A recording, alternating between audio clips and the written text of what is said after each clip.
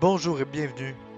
Mythes et légendes se veut une nouvelle chaîne et une nouvelle façon de vivre une histoire imaginaire, créée de toutes pièces pour vous, auditeurs. Les histoires vont être variées et tenteront de se rapprocher le plus possible d'une histoire crédible d'épouvante, d'horreur, de science-fiction ou tout simplement fantastique. Nous allons aussi être visibles sur l'ensemble des plateformes de podcasting disponibles sur la toile et sur une grande quantité de médias audio ou vidéo dont YouTube. Vous pouvez nous mettre un j'aime directement sur la vidéo maintenant ou partager la vidéo à vos amis. Vous pouvez aussi vous abonner à la chaîne et activer la cloche des notifications. Si vous êtes comme moi et êtes passionné d'écriture, vous pouvez toujours nous l'envoyer par courriel. Le courriel est dans la description de toutes les plateformes qu'on utilise. Je vais prendre les meilleurs d'entre eux et je vais y donner vie. Aussi, pour certains récits, je cherche des voix, donc des gens qui ont du temps puis un micro de qualité et qui ont l'habitude de pouvoir travailler sur les plateformes audio. Donc, si c'est votre critère, vous pouvez toujours me contacter par email. Le email est dans la description, bien sûr. Ça va être beaucoup plus intéressant si on est plusieurs, puis si on peut faire les voix en équipe. Et maintenant, place à notre histoire du jour.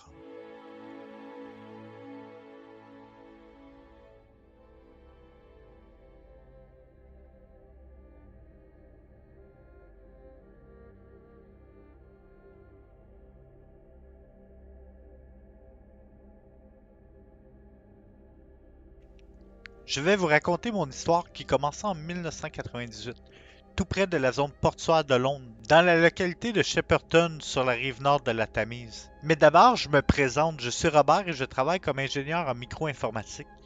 Je suis marié depuis maintenant 10 ans et j'ai 2 enfants. Un petit garçon du nom de Robin, qui est âgé de 6 ans, ainsi qu'une fille du nom de Juliette, âgée de 11 ans.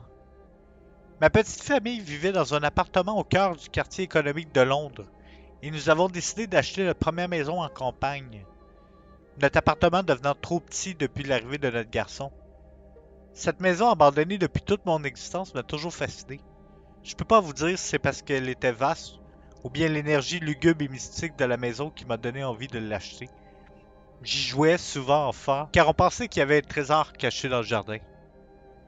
La maison est du style victorien avec une longue galerie qui fait le tour complet. C'est une maison ancienne et abandonnée depuis au moins 5 ans. Pour le moment, l'endroit n'est pas très accueillant car nous ne l'avons pas encore nettoyé. La poussière s'infile partout.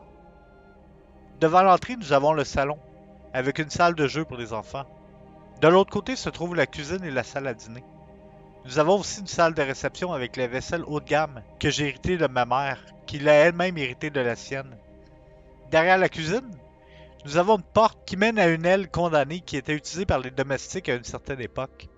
L'aile de l'autre côté est en ruine et fut construite avec des matériaux d'époque bas de gamme, ce qui a causé l'effondrement du toit.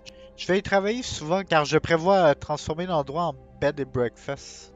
Pour le deuxième étage, ma femme utilise une partie de l'espace comme salle de couture et pour recevoir ses clientes, car la porte arrière donne directement à son bureau. Nous l'utilisons surtout comme entrepôt et nous allons sans doute y installer notre fille lorsqu'elle commencera l'adolescence. Le troisième étage comporte les chambres et une chambre d'amis.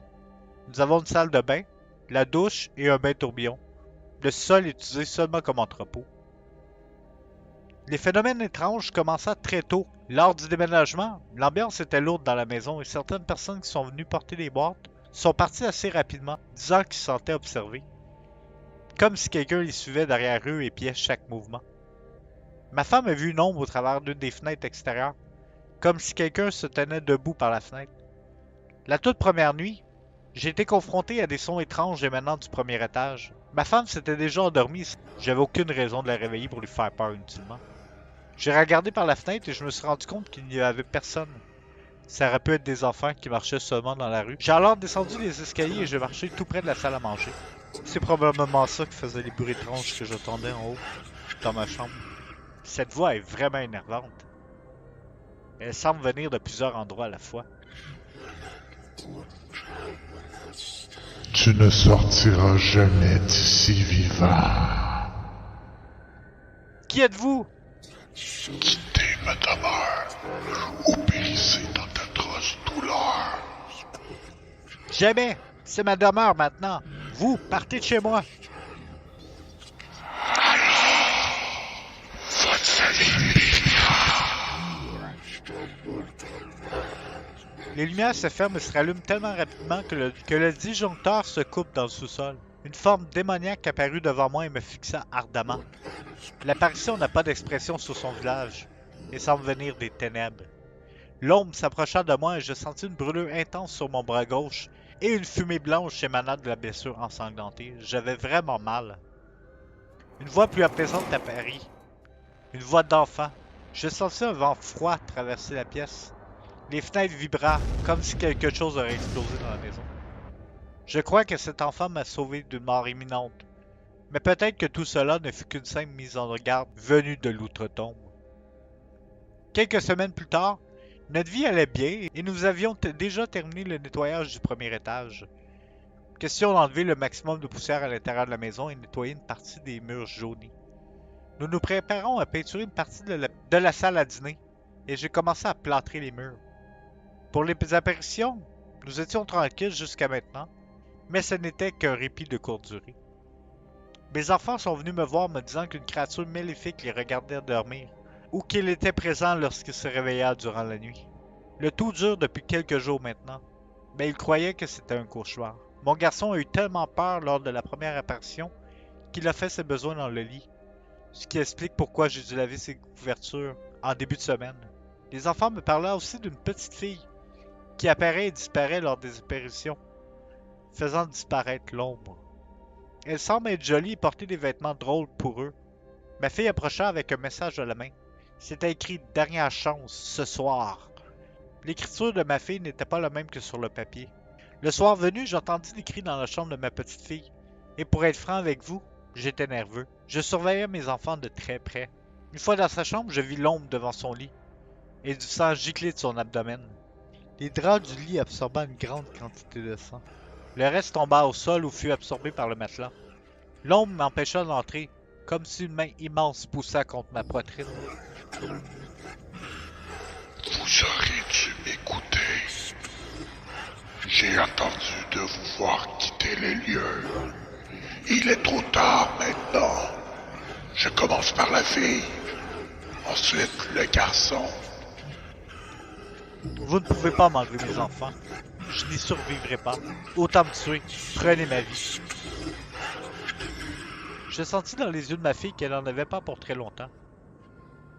Elle est morte sous mes yeux vidée de son sang. Son corps avait une teinte blanchâtre et le plancher est couvert de sang. Maintenant, autour de ton petit garçon. Pourquoi faites-vous cela? Vous ne détruirez pas ma demeure. Jamais. Je vis ici. Nous n'avons aucune intention de détruire la maison, mais de reconstruire la demeure et de la restaurer. Comme lorsque j'y venais dans mon enfance. Et les anciens chantiers. Elles sont là pour reconstruire l'ancienne aile, pour la transformer en bed and breakfast. Vous allez pouvoir hanter les voyageurs venus des quatre coins du monde pour vous rencontrer. Alors, dans ce cas, je vous surveillerai. J'ai toujours souhaité hanter des touristes avec ma fille Elisabeth. La créature maléfique redonna la vie à mes enfants et quitta les lieux. L'ombre disparut, et une fois les réparations de la maison effectuées, il tena promesse et hanta tous les touristes. Notre demeure figure maintenant dans les top 10 des lieux les plus hantés de Londres, et nous en sommes fiers. Un voyageur sur deux ne sera même pas au petit déjeuner, et quitte durant la nuit. Du côté de la maison, toutes les apparitions arrêta. Pour ce qui est du Bed and Breakfast, il fonctionne super bien. Je dois vous laisser. J'ai des choses qui brûlent. Je vous revois dans un prochain épisode.